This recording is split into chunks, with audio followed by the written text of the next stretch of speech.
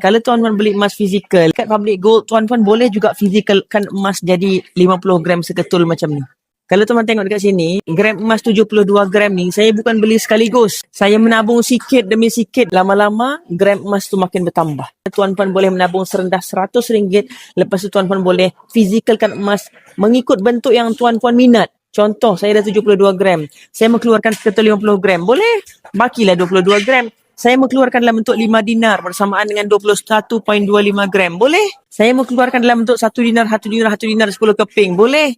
Syarat dia simple saja. Yang penting jumlah gram emas tuan-tuan cukup. Ramai sangat-sangat orang-orang yang selepas dia bermula menabung dalam circle saya, dia terima kasih pada saya sebab apa? Saya perkenalkan dia platform yang boleh menabung dengan mudah. Dengan tak payah mau kena pergi kedai emas. Pagi, petang, siang, malam. Tengah malam pun tuan-tuan boleh menabung serendah RM100. Kalau mau menabung banyak pun boleh. Semalam ada seorang dealer saya beritahu saya, ada dia punya ipar mau beli 1 kilo emas. Boleh juga.